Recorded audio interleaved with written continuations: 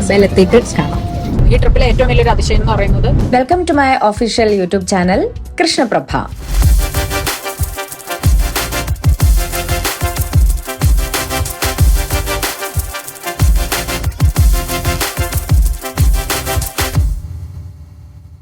നമ്മളിപ്പോ ബോംബെ ഛത്രപതി ശിവാജി എയർപോർട്ടിലെത്തി. ഈ ഒരു ട്രിപ്പിന്റെ ഏറ്റവും വലിയൊരു പ്രത്യേകതയും എക്സൈറ്റ്മെന്റും എന്താണെന്ന് വെച്ചാൽ ഇതൊട്ടും പ്ലാൻഡ് അല്ലാത്തൊരു ട്രിപ്പാണ്. ഇന്നലെ തീരുമാനിച്ചു, ടിക്കറ്റ് ബുക്ക് ചെയ്തു, ഇന്ന് ഞങ്ങൾ ഫ്ലൈ ചെയ്തു, ഇവിടെ ബോംബെയിലെത്തി. അപ്പോൾ അങ്ങനെ എക്സൈറ്റ്മെന്റോട് കൂടി തന്നെ ഇവിടെയുള്ള കാഴ്ചകളെല്ലാം ഒത്തിരി കാണാനുണ്ട്. ആദ്യമായിട്ടാണ് ഞങ്ങൾ സിർദിയിൽ പോകുന്നത്. സിർദി സായിബാബ ടെമ്പിൾ ഫസ്റ്റ് ടൈമാണ്. അപ്പോൾ ഞാനിങ്ങനെ വീഡിയോസൊക്കെ കണ്ടിട്ടുള്ളതേ ഉള്ളൂ. ആദ്യം അവിടെ പോവാം, തിരിച്ച് വീണ്ടും മുംബൈയിൽ വരാം, കുറച്ച് ഷോപ്പിങ്ങും കാര്യങ്ങളൊക്കെ നടത്തി ഒരു 2 ദിവസം ഇവിടെയും എക്സ്പ്ലോർ ചെയ്തിട്ട് പോകാമെന്നാണ് വിചാരിക്കുന്നത്. അപ്പോൾ ഞങ്ങൾ കാണുന്ന നല്ല നല്ല കാഴ്ചകളെല്ലാം നിങ്ങളെ കാണിച്ചു തരുന്നതായിരിക്കും. നമുക്ക് തുടങ്ങാം.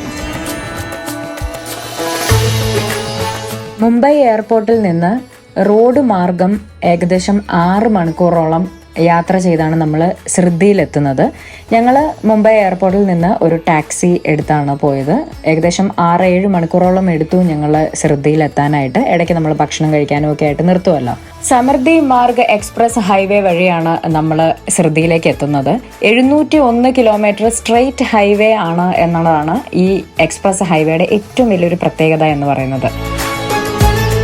അഹമ്മദ് നഗർ ഡിസ്ട്രിക്റ്റിലുള്ള ഒരു സ്ഥലമാണ് സിർദി എന്ന് പറയുന്നത്. അവിടെയാണ് സിർദി സായിബാബ ടെമ്പിൾ സ്ഥിതി ചെയ്യുന്നത്. ഇവിടുത്തെ ഒരു പ്രത്യേകത എന്ന് പറയുന്നത് ബാബ നമ്മളെ വിളിക്കുമ്പോൾ മാത്രമേ നമുക്ക് അവിടെ ചെല്ലാൻ കഴിയൂ എന്നുള്ളതാണ് എല്ലാവരുടെയും ഒരു വിശ്വാസം. അപ്പോൾ ഞങ്ങൾക്ക് ഇപ്പോഴാണ് ടൈം ആയത് എന്നാണ് ഞങ്ങൾ വിശ്വസിക്കുന്നത്.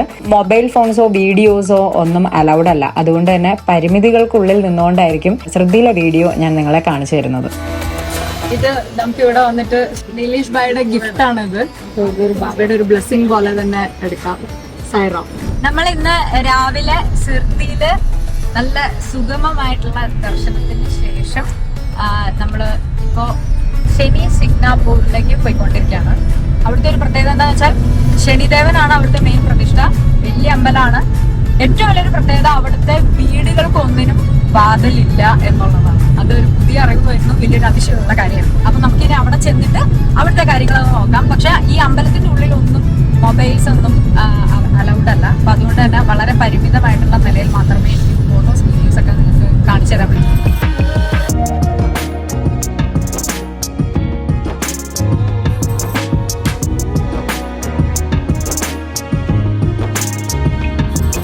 അങ്ങനെ ഞങ്ങള് ശനി സിഗ്നാപൂരില് ദർശനം നടത്തിയിട്ട് അങ്ങനെ നമ്മളുടെ ഏകദേശം അമ്പലം പരിപാടികളൊക്കെ കഴിഞ്ഞു.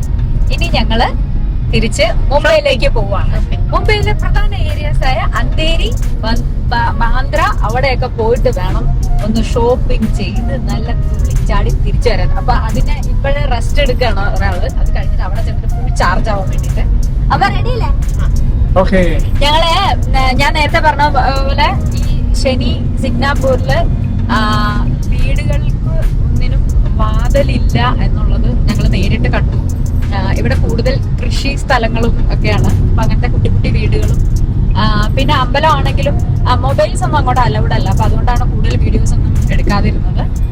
അമ്പലമാണെങ്കിലും ഭയങ്കര നീറ്റ് ആൻഡ് ക്ലീൻ ആയിട്ടുള്ള ഒരു പരിസരമല്ലായിട്ട്. പിന്നെ പ്രതിഷ്ഠയുടെ മേളിൽ റൂഫില്ല. എപ്പോഴും അവിടെ എണ്ണ കൊണ്ട് അഭിഷേകം നടത്തിക്കൊണ്ടിരിക്കുകയാണ്. അങ്ങനെയൊക്കെ ഒത്തിരി പ്രത്യേകത ഉണ്ട്. 701 കിലോമീറ്റർ സ്ട്രെയിറ്റ് റോഡാണ്. 701 കിലോമീറ്റർ നമുക്ക് അതിശയം തോന്നിപ്പോകും.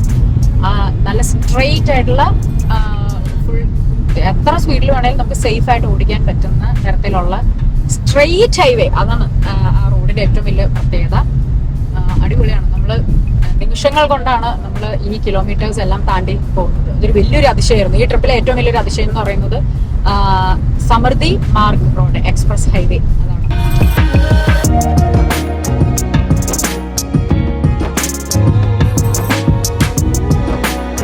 ബോംബെയിൽ എത്തിക്കഴിഞ്ഞാൽ ഞങ്ങൾ ഏറ്റവും ആദ്യം വച്ചുപിടിച്ചത് ജുഹു ബീച്ച് സ്ട്രീറ്റ് ഫുഡ് ഏരിയയിലേക്കാണ്. ഇന്ത്യയിലെ തന്നെ one of the best and clean street food ഏരിയയാണ് Juhu beach street food area. ഇത്തവണ ഞങ്ങൾ ബോംബെയിൽ എത്തിക്കഴിഞ്ഞപ്പോൾ ലോക്കൽ ട്രാൻസ്പോർട്ടേഷനാണ് ഞങ്ങൾ കൂടുതലും ചൂസ് ചെയ്തത്. Autorickshaw, suburban train. എന്റെ ഏറെ കാലത്ത് ഒരു ആഗ്രഹമായിരുന്നു സബർബൻ ട്രെയിനിൽ കയറണം എന്നുള്ളത്. നമ്മൾ സിനിമയിൽ മാത്രമല്ലേ കൂടുതലും കണ്ടിട്ടുള്ളൂ. സബർബൻ ട്രെയിനിൽ കയറി, മെട്രോയിൽ കയറി, അങ്ങനെ ഫുൾ ഷോപ്പിംഗ് എല്ലാം ലോക്കൽ ട്രാൻസ്പോർട്ടേഷൻ വഴിയായിരുന്നു. അന്തേരി, ബാന്ദ്ര എന്നിവിടങ്ങളിലെല്ലാം ഞങ്ങളുടെ ഷോപ്പിംഗ് കഴിഞ്ഞ് ഞങ്ങൾ നേരെ പോയത് സൈറ്റ് സീയിങ്ങിനായിരുന്നു. Gateway of India, Victoria building. ഇതിനിടയിൽ ഞങ്ങൾ അംബാനിയുടെ വീടും കണ്ടു കേട്ടോ. പക്ഷെ ഷൂട്ട് ചെയ്യാൻ സാധിച്ചില്ല, ഷൂട്ട് ചെയ്യാൻ പറ്റില്ല. അതുകൊണ്ട് തന്നെ എനിക്ക് വീഡിയോ എടുക്കാൻ പറ്റിയില്ല. സിദ്ധിവിനായകർ ടെമ്പിൾ. സിദ്ധിവിനായകർ ടെമ്പിളിൽ നിന്ന് ഞങ്ങൾ നേരെ പോയത് മഹാലക്ഷ്മി ടെമ്പിളിലായിരുന്നു. ബോംബെയിലെ 2 അതിപ്രശസ്തമായ പുരാതനമായിട്ടുള്ള 2 അമ്പലങ്ങളാണ്. ഒന്ന് സിദ്ധിവിനായകർ ടെമ്പിളും മഹാലക്ഷ്മി ടെമ്പിളും. അവിടെ നിന്ന് ഞങ്ങൾ നേരെ എയർപോർട്ടിലേക്ക് വന്നു. ഞങ്ങൾക്ക് തിരിച്ചു വരാനുള്ള സമയമായിരുന്നു. ഞാൻ ആദ്യമേ പറഞ്ഞല്ലോ, ഇതൊരു അൺപ്ലാൻഡ് ട്രിപ്പായിരുന്നു. അതുകൊണ്ട് തന്നെ ഒരു ഷോർട്ട് ട്രിപ്പായിരുന്നു. Unplanned trips are always beautiful. So see you on next video. Bye by.